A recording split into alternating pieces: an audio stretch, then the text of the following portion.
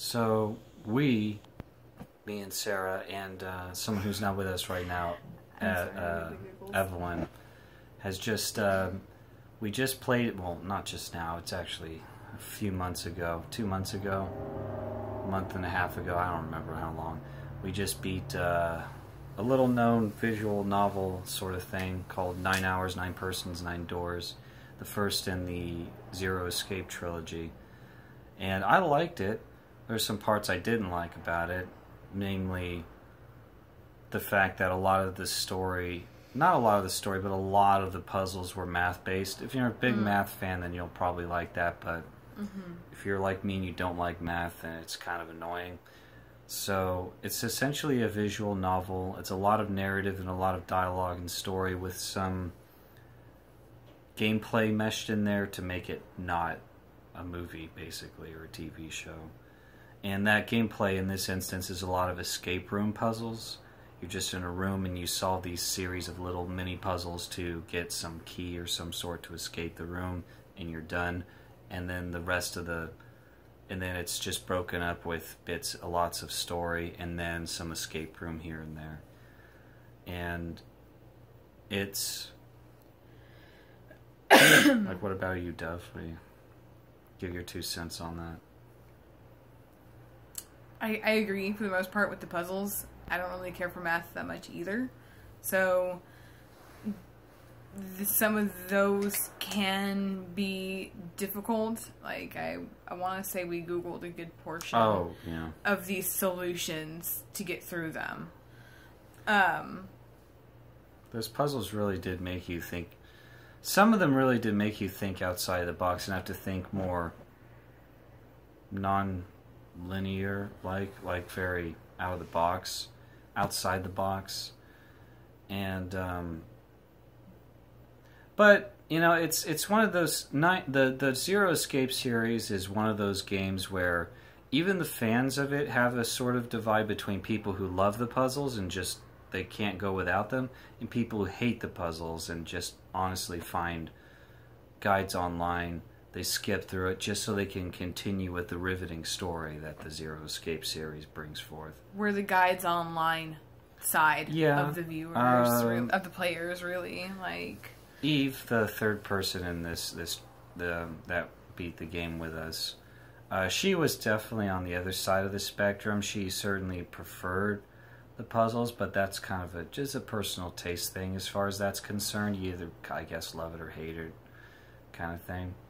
I mean, I didn't hate it. Some of the puzzles, it's like there were a few that weren't as difficult as the math ones were, but there were so many of the math types of puzzles that it kind of washed out the easier, funner puzzles that I enjoyed actually doing. Like math is like so ingrained in the game itself that it's even part of the story. I mean, the name of the game is 999, and it's, you know, if that floats your boat, that I mean, there's a lot of not very complex math per se. It's not necessarily algebra. It's like base 10 math and roots, like number roots and stuff like that. But for some people that's really easy and that's not a really big deal at all. But if you're not like that and you're like me, you're not big on math, and that's a bummer. The good thing about it though is that for the most part the game does walk you through some of those puzzles or through some of those calculations. You don't always have to sit there and figure it out for yourself. In some cases, it will walk you through it, which is nice. Or it'll tell you, essentially, what it's going to have you do. So, it doesn't necessarily leave you hanging too much, for the most part. I mean, you could figure it out, I guess. I'll just say one more thing about the puzzles. None of them are particularly that tough, like super tough, except for one. Just remember, if you're going through the game, look for the Move Master 5000 puzzle. When you get to it, you'll know it, because it does. it's super hard. Oh, okay, yeah. The Move Master, I think it's like about. Move Master 5000. I know. Puzzle, that's super hard. That's like the one time I think me, Evelyn, and Sarah looked up the result, the puzzle solution, and then we looked up a walkthrough. Yeah. Okay. But other than that, as far as the story is concerned, we really did like it a lot. As far as like the story, I mean, the game itself, I wouldn't give it that genre, but like a story genre wise, it's like a Saw genre. I honestly would not relate it to Saw whatsoever. No. It's not like Saw itself, but it's general premise, like overall, like not overall. Okay, so its initial premise is like Saw. It's a bunch of people, a bunch of strangers, and have to play this deadly game, and if they fail at it, they die. It's like that's Saw, and it's like well, I guess a so. Saw plot. It starts off as a Saw plot. It's like, oh, okay, it's a bunch of people trying to play this deadly game, and people die, and it gets bloody. But the more you play it, the way not like Saw you find out that it is. It's certainly more lighthearted than Saw. Saw is very serious, where this one at times, like, they're supposed to be on some kind of, like, they have 9 hours to escape this sinking ship, and if they don't, they all die. And despite the fact that they obviously only have 9 hours to do this, there's a lot of times where they'll stop and just start talking about random nonsense that just doesn't seem to have any relevance to the plot. It's just there. Yeah, filler dialogue for whatever reason. Some dialogue seems like it's really random, but it does actually tie into other things. Yeah, that's... But you'll know it because they'll bring it up more than once.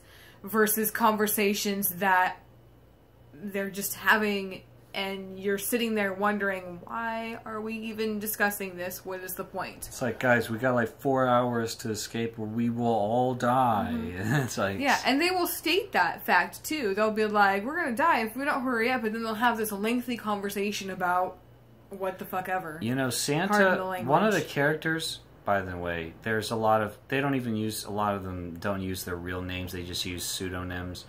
Like the good old-fashioned Ace, Snake, Clover, Junpei. June, which actually... is his real name. Well, Junpei is actually his real name. It's the main protagonist that you play as. Yeah. But and then 7...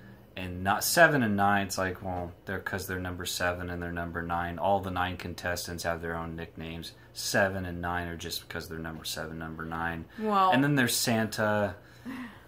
I still don't get why he's called Santa. I forgot what his number was, but it's stupid. 3. Santa was number 3. Oh, yeah, and wait till, if you're going to play this game, wait till you get to the point where he talks about the black Santa and the white, red. No, it was red and white. The red and the white Santa. Yeah. And which one is he? It's like, what are you talking about?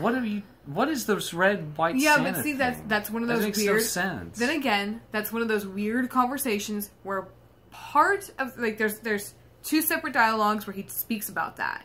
Okay. And there's one of them with the one you're specifically talking about, that's like a random fucking story that he tells about it. I gotta stop cussing in this video because I forget that you're gonna upload this to YouTube. I'm trying to be sorry. Clean, PG rated. Now it's PG-13-ish. That's what he gets for including me. But anyway, so part of that story is random, and then there's another part of it that's less random and actually explains a little bit of his backstory. So, yeah, it's weird. What I find interesting about the story and what may turn some people off is towards the end, the story does get much more complicated, and if you're not paying attention, you'll be super lost. And I don't want to spoil it, but yeah, the further in the story you get, the more layers it has, and the more likely you are to get lost. It's definitely a story you've got to pay attention to. If you're going to really invest your time in this game, it should be one of those games where you're really setting aside the time to actually play it and engage in it. Like, you want to follow the story for this.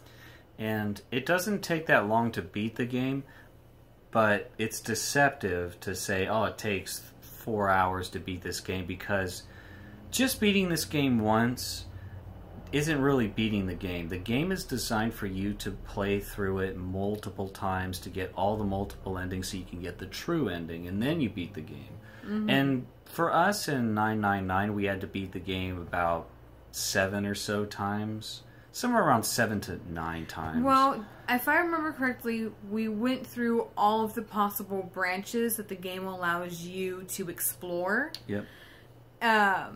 So, in doing so, we were able to reveal, like, the full story of what was taking place with these characters in this setting.